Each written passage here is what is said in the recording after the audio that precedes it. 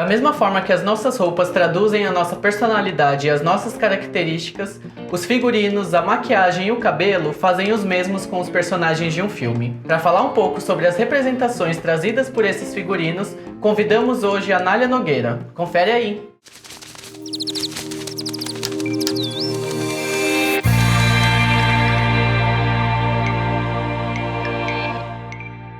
Estamos de volta com mais um episódio da nossa websérie Retratos do Audiovisual Manauara.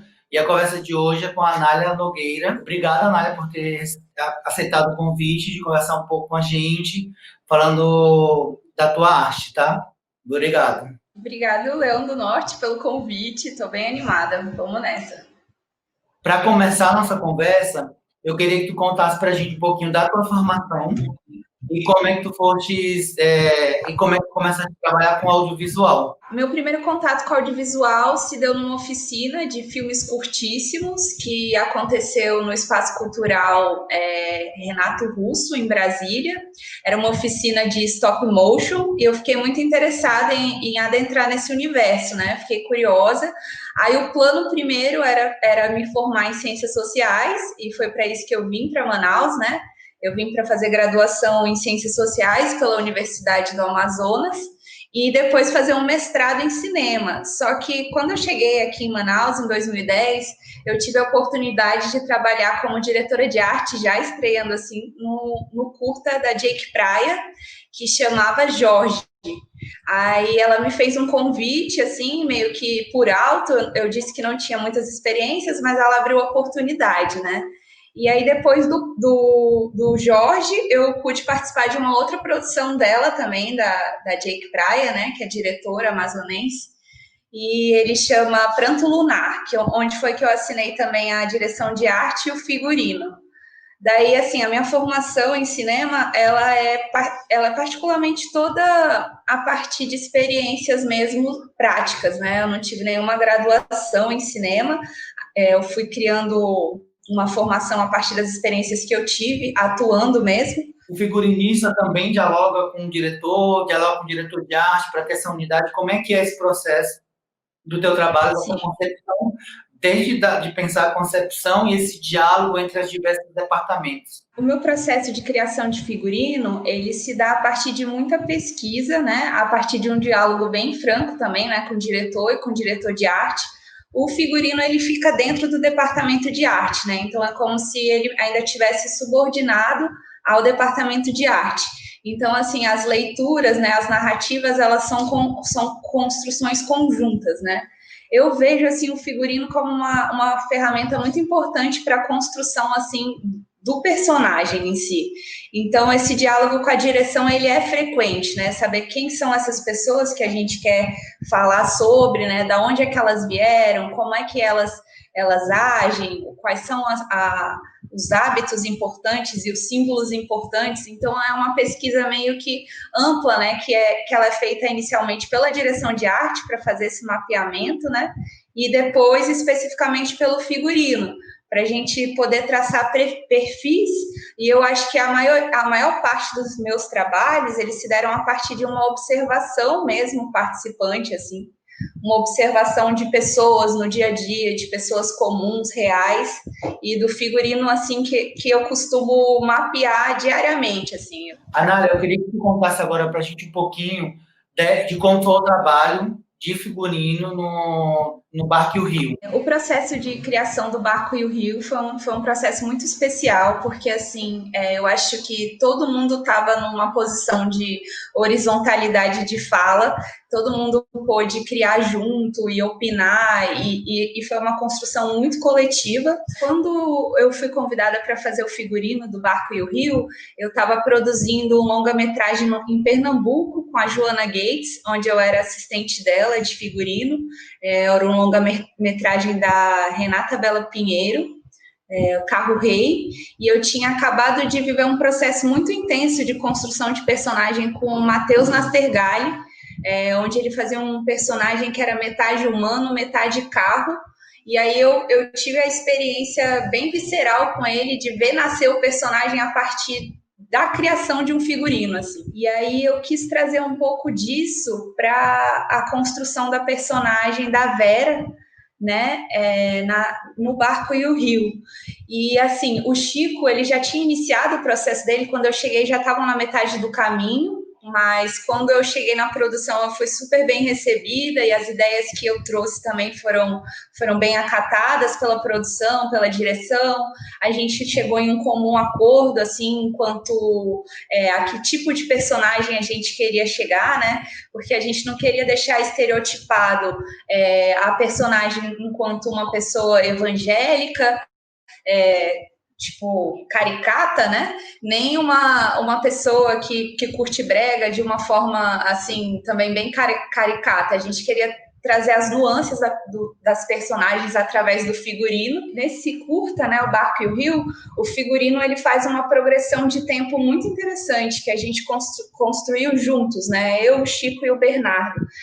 Se vocês assistirem atentamente ao curta, você vai perceber a partir do figurino da Vera, né? Como que ela vai se libertando de alguns paradigmas a partir tipo das vivências que ela está tendo e dos questionamentos que ela vem tendo durante o filme, né? A gente pode ver isso assim, no início do filme ela começa com umas roupas um pouco mais fechadas e lá para o final você pode perceber que ela começa a deixar um pouquinho de pele já aparecendo, começa a usar um batom, solta o cabelo, e eu acho que assim, como o filme ele é muito silencioso, essa troca, essa mudança de figurino, essa gradação, ela também é uma narrativa muito importante para você entender o enredo. Então, eu queria que tu contasse também para a gente a tua experiência, como é que é trabalhar com produtoras que vêm de outros estados. Assim. Quando se tem um diretor de departamento de figurino que vem de fora falar de uma realidade local aqui do Amazonas,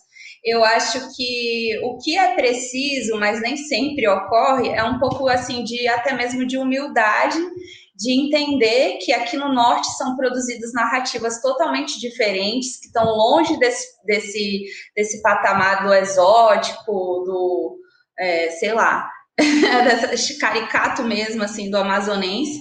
E, assim, é muito difícil a gente lidar com essa questão, assim, de respeito ao local de fala, né? Nas produções que eu tive a oportunidade de trabalhar, né, no Aruanas, por exemplo, como com figurino, que era uma produção de fora que vinha falar daqui, eu tive uma boa experiência com o figurinista, que é o Cássio Brasil, que ele mesmo se entendeu nesse local, né, de estrangeiro, falando sobre algo que ele não tinha muita propriedade. Então, assim, a proposta de figurino para o elenco secundário, a figuração, as pessoas que representariam a cidade de Manaus, ela foi toda construída por mim. E ele me deu essa abertura, assim, né, para poder propor. Então, eu acho que eu consegui, tipo, transparecer, né, essa pluralidade cultural no figurino, assim, do Aruanas. Me diz uma coisa, tu acha que na produção local, manauara, tipo, tanto a produção de audiovisual, de curtas, como também a produção de videoclipes, que eu sei também que tu acompanha esse universo da música e dos videoclipes, tu acha que as pessoas que estão produzindo, os produtores, diretores, estão mais atentos para esse departamento de arte, departamento de figurino? Tem sido um ponto que se bate muito, principalmente quando me chamam para trabalhar em uma produção de videoclipe, ou de música, ou de evento, alguma coisa nesse sentido. Porque, assim, eu acho que para o audiovisual, a importância do figurino, ela está muito clara, né, para o cinema brasileiro e tal. Mas dentro do figurino, pelo menos na nossa cidade, né, de Manaus, eu percebo que tem um déficit, assim, de entender o figurino e a direção de arte como um processo de construção de narrativas mesmo, né? Então, assim, é um passo que a gente está tentando levar adiante, de fazer com que as bandas, os artistas, os produtores culturais, os proponentes, enfim, entendam a importância, né, do figurino para a concepção de uma imagem interessante, porque hoje em dia, né, tudo é muito imagético, a música ela está muito veiculada, né, ao audiovisual, e é muito importante essa concepção visual que você vai passar, né, para o seu público. Então, assim, a harmonia das cores, das texturas, do material sintético ou do material de tecido que você vai usar ou não, dependendo do ambiente, eu acho que é muito importante se atentar a isso, né? Para você construir um material interessante que vai atingir o público. Eu queria que falasse mais um pouquinho sobre como é que tu vê esse mercado de audiovisual aqui em Manaus hoje. Eu acho que, assim, com o novo panorama que a gente tem vivido agora em relação ao desmonte da Ancine, né, e dos incentivos à produção audiovisual no Brasil, eu acho que no Brasil, em geral, já teve uma queda grande, né, esse ano de 2019, 2020, de produções audiovisuais, e que foi agravado ainda mais por conta da pandemia. Eu acho que hoje em dia filmar, né, com todas as recomendações certas em relação à Covid, né, a pandemia, torna a produção cada vez mais longa e mais cara. E eu penso que seja cada vez mais difícil a gente ver de cinema. Não que eu espere que essa seja uma realidade recorrente, mas é o que a gente está vivendo agora. Eu acho que em outros eixos ainda tem produções que são alavancadas por, sei lá, plataformas como a Netflix, a Amazon, né, a Globoplay e tal, mas eu acho que elas se mantêm ainda no eixo Rio-São Paulo, e em Manaus, no Amazonas, no geral, a gente acaba tendo oportunidades, assim, tipo, em editais pontuais, de incentivos municipais e tal, para produções pequenas, mas eu vejo que a demanda não é grande nem suficiente para manter um profissional audiovisual trabalhando assim o ano inteiro, né? Desse universo de produção aqui em Manauara, das pessoas que já vêm trabalhando, conversando, enfim, tem algum outro trabalho de arte, de pessoas de arte, também de figurino, que tu destacaria o trabalho deles? Sim, com certeza. Eu acho que assim, o Francisco, né, que é o diretor de arte do Barco Rio Rio, está fazendo um trabalho maravilhoso de direção de arte. Tem figurinistas também antigos e consagrados, como o Adroaldo, também Pereira. Tem a Maíra Cruz, que também está fazendo um trabalho bem bonito no audiovisual contemporâneo.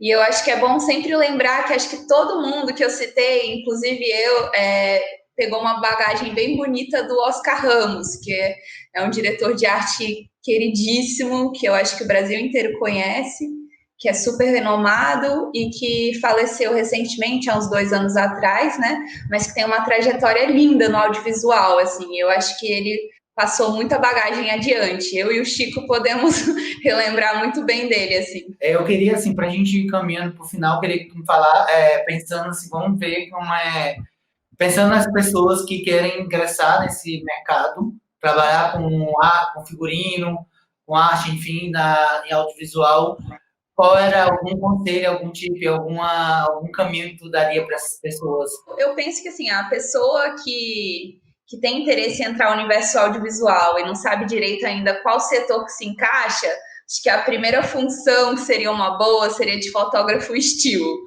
que você acompanha um pouco do processo de cada departamento e você entende um pouco observando, né, qual é a função de cada um, assim. Mas, assim, eu acho que a curiosidade é o primeiro passo, né? Você pode ir pesquisando em algum filme que você pegou como referência, de repente você olha a ficha técnica desse filme, procura quem foi a figurinista, quem foi o diretor de arte, quais são os trabalhos que ele fez. Aí você, a partir desse link, já pode encontrar alguma entrevista sobre o processo criativo dessa pessoa, porque eu acho que, assim, os processos criativos dentro da arte, o que é bem legal, eles são muito plurais e muito pessoais, assim, também, né?